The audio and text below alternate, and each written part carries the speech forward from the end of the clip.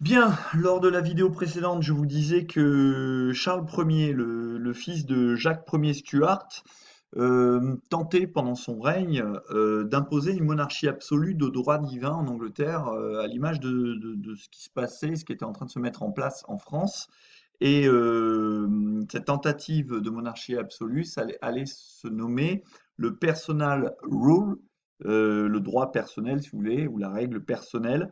Donc je vous disais que sous son règne, il va pratiquer des taxations et des méthodes arbitraires, c'est-à-dire pour les taxations des impôts forcés, qui sont, du moins des emprunts forcés, qui sont des impôts qui sont levés quand le roi le juge nécessaire et finalement sans aucun accord du Parlement, c'est-à-dire sans accord des représentants du peuple, ou en tout cas des grands du royaume. Et le roi pratiquait également des arrestations arbitraires. Alors qu'est-ce qu'on appelle des arrestations arbitraires? C'est-à-dire des arrestations sans procès, sans jugement de certains leaders du Parlement, et notamment évidemment ceux qui contestent ces tentatives d'absolutisme, et ceux qui, par exemple, organisent un refus de l'impôt, et donc qui s'opposent à ces impôts forcés. Donc, il tente d'imposer ce pouvoir. Il veut également réformer l'Église anglicane, hein. Vous vous rappelez que l'Église anglicane était une branche du protestantisme, hein, dont les règles avaient été définies par Élisabeth Ier d'Angleterre, qui était une église qui conservait le faste de la religion catholique, mais tout en adoptant les règles de la religion protestante, notamment par exemple les deux sacrements, tout cela pour permettre au roi Henri VIII de pouvoir notamment divorcer, alors qu'à l'époque, le pape lui avait interdit son remariage. Donc le roi Charles Ier, ben, il veut également réformer l'Église anglicane, ce qui va heurter notamment les puritains. Ceux qu'on appelle les puritains sont ceux parmi les protestants qui sont les plus attachés au respect rigoureux des principes de l'anglicanisme. Et le roi Charles Ier n'hésite pas également à heurter d'autres minorités religieuses en tentant de réformer l'Église anglicane. Le Parlement, donc, il est trop peu souvent réuni. Alors, le Parlement, pour rappel, hein, il est composé en Angleterre de deux chambres. Vous avez la Chambre des Lords.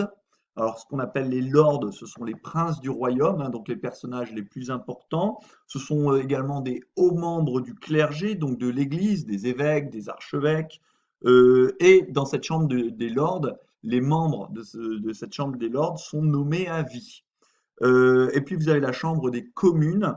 La Chambre des communes, ce sont des membres qui, eux, sont élus dans les comtés et dans les bourgs. Dans les bourgs, c'est-à-dire dans les villes. Au passage, cette Chambre des lords, cette Chambre des communes existe toujours aujourd'hui en Angleterre. Alors ici, vous avez justement dans le diaporama une vision du Parlement britannique, hein. Alors ce ne sont pas que des vieillards, hein, c'est juste qu'à l'époque, il était de bon ton de porter une perruque blanche, hein, et encore aujourd'hui, dans certains tribunaux anglais, vous avez les juges qui se parent d'une perruque blanche. Et d'ailleurs, c'est toujours amusant de voir certaines colonies britanniques, notamment en Afrique, où vous voyez des tribunaux où les juges africains se parent d'une perruque blanche, lointain héritier finalement de leurs colonisateurs, dont ils ont gardé certaines des coutumes. Donc ce Parlement, il est trop peu souvent réuni, ce qui provoque évidemment la colère de celui-ci qui a l'impression que le roi finalement prend des décisions sans jamais demander ni l'avis des grands du royaume, c'est-à-dire la Chambre des lords, les hauts membres de l'aristocratie et les hauts membres du clergé, ni prendre l'avis des communes, c'est-à-dire les représentants des comtés et des bourgs, finalement on pourrait presque dire les représentants du petit peuple anglais. En conséquence, eh bien, les leaders de l'opposition vont commencer à attaquer Charles Ier et vont rédiger en 1628 ce qu'on appelle la pétition du droit. Alors en anglais, ça se dit Petition of Rights, comme vous pouvez le voir dans le diaporama. Alors dans le diaporama, je vous ai mis cet extrait de la pétition des droits hein, du 27 mai 1628, dans laquelle le Parlement demande, c'est le titre hein, de ce document, le retour de la monarchie limitée. Donc ça montre bien qu'on est au moment où le Parlement se trouve en face d'une tentative par Charles Ier de mettre en place une monarchie absolue. Donc il demande, comme il vous est dit dans le paratexte, une restriction des droits du monarque. euh, et donc, vous avez cette formule, les lords et les communes réunis en parlement, parce qu'on parle de parlement quand ces deux chambres sont réunies,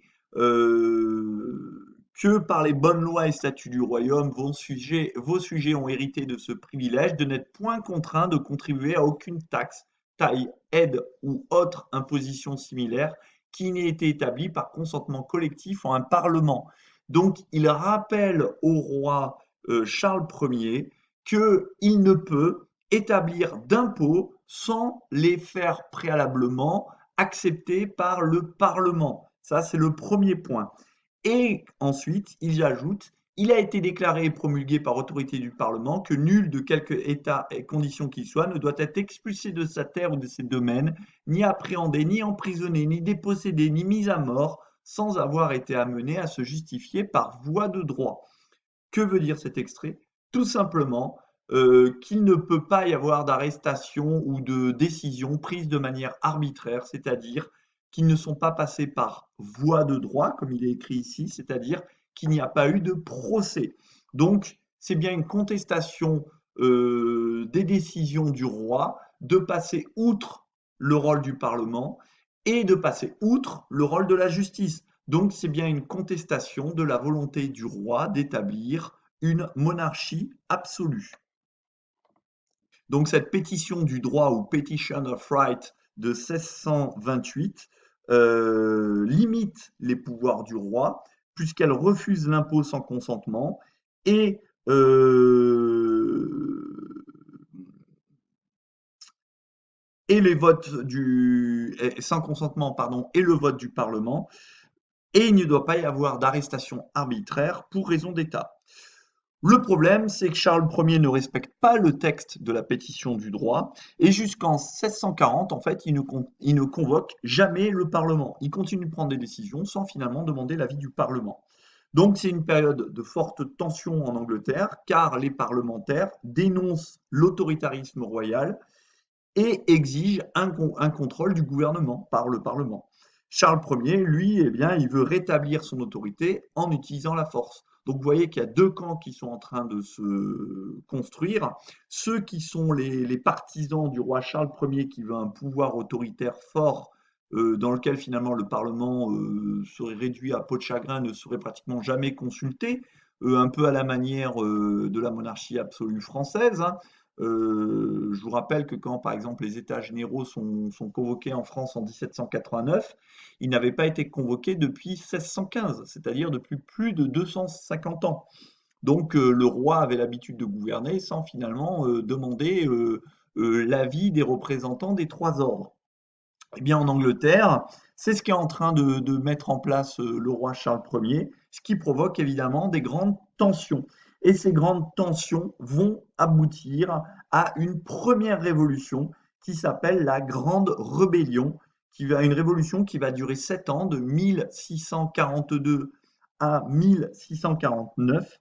Et donc, c'est finalement une période de guerre civile extrêmement sanglante. Hein. On parle de 200 000 morts, donc c'est pas juste quelques petits affrontements ici et là. Donc 200 000 morts entre ces deux camps, les partisans de la monarchie absolue autour de Charles Ier et les partisans d'un pouvoir, d'un régime parlementaire, dans un régime dans lequel le roi verrait ses pouvoirs limités par le rôle du Parlement. Donc, on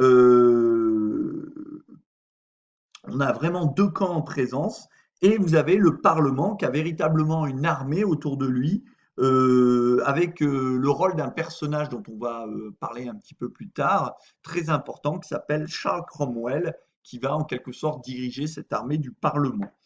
Et finalement, eh bien, c'est le camp des parlementaires qui va l'emporter. Alors, eh bien, pour Charles Ier, ça se finit pas très bien, comme vous pouvez le voir ici sur cette représentation que vous voyez dans votre diaporama. Eh bien, Charles Ier va être exécuté et donc on voit, il a été décapité, hein, vous voyez ici hein, le billot, hein, c'est-à-dire la bûche de bois, si vous voulez. Il a été décapité en présence de la foule. On voit ici donc une femme qui s'évanouit. On voit ici un personnage qui brandit sa tête. Et on voit ici le bourreau hein, qui tient la hache. Alors souvent les bourreaux ils étaient masqués en fait. Ici on voit son visage, mais souvent les bourreaux étaient masqués pour que personne ne puisse les reconnaître. Et on voit ici donc le bourreau qui brandit la tête du roi Charles Ier. Donc eh bien ça symbolise la fin de cette tentative, du moins la fin provisoire de cette tentative de volonté d'imposer une monarchie absolue de droit divin comme en France. Et pour ce qui concerne la suite de notre sujet, eh bien, je vous invite à regarder la prochaine vidéo que je mettrai en ligne lors de la séance suivante. Sur ce, les secondes, je vous souhaite une bonne journée.